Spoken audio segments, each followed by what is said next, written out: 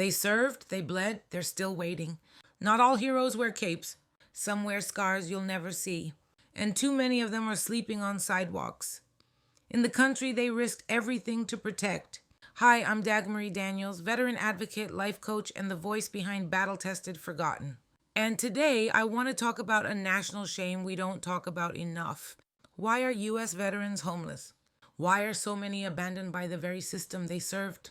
You might think there are programs in place. You might believe they should just get help.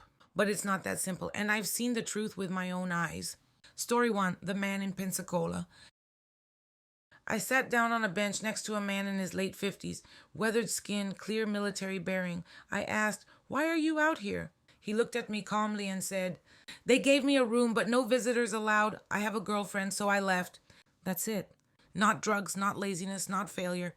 A policy was more important than his dignity. No caseworker asked about alternatives. No flexibility. Just, here's the room, take it or leave it. And he left it.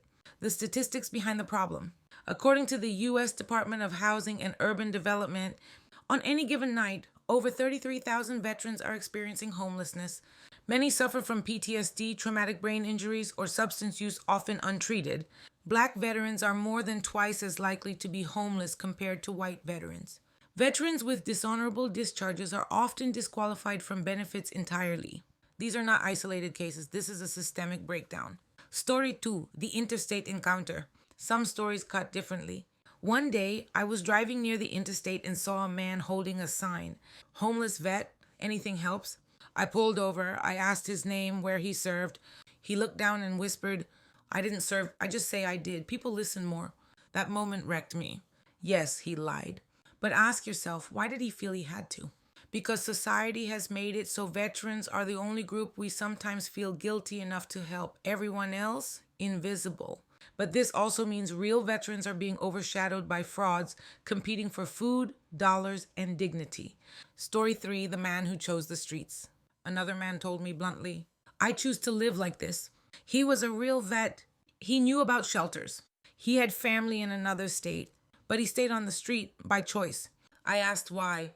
No rules, no alarms, no paperwork. Out here, I don't have to ask anyone for permission. That's the impact of years of institutional control, of being told when to eat, when to sleep, how to behave. After the military, some people can't reintegrate, so the streets become their only form of freedom. Story 4, the dishonorably discharged Marine. Then there's the Marine I met who said, "I was dishonorably discharged. I made a mistake. That mistake cost me everything." He lives in a tent behind a laundromat. No VA support, no health care. Just an old camo jacket and the bitterness of being forgotten. Dishonorable discharges are often the result of mental health episodes, undiagnosed trauma, substance abuse that started during service, but the system doesn't ask why, only what. And if the paperwork says dishonorable, you don't exist in the eyes of the VA. The bigger problem, not just homelessness. Veterans aren't just facing homelessness. They're battling suicide ideation, incarceration, addiction, abandonment by their government and even their families. They fall through the cracks of rigid rules, outdated systems, and bureaucratic silence. They went from wearing boots to being ghosted by America, and no one seems accountable. The emotional toll. It's not just physical homelessness, it's emotional homelessness. No purpose, no brotherhood, no identity, just disconnection. One man told me, "I knew who I was when I was a soldier. Now I don't know who the hell I am." What needs to change? So what do we need? Shelters that accommodate relationships and service animals. Alternative pathways for dishonorably discharged vets to access mental health care. Better transition programs after service. Real counseling, not a pamphlet. Outreach that doesn't judge but listens. More support for female veterans, LGBTQ+ veterans, and those who experience MST, military sexual trauma. We don't need more medals or speeches. We need policies with compassion. If this touched you, don't just feel something, do something. Donate to organizations like Soldier On, Veterans Matter, or National Coalition for Homeless Veterans. Call your representatives, demand change. Share this video, start the conversation. Interview a veteran, listen to their truth.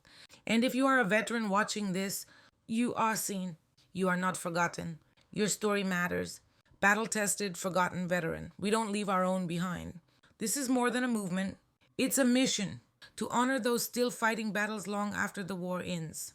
Until next time, be loud, be compassionate, and never stop fighting for those who fought for you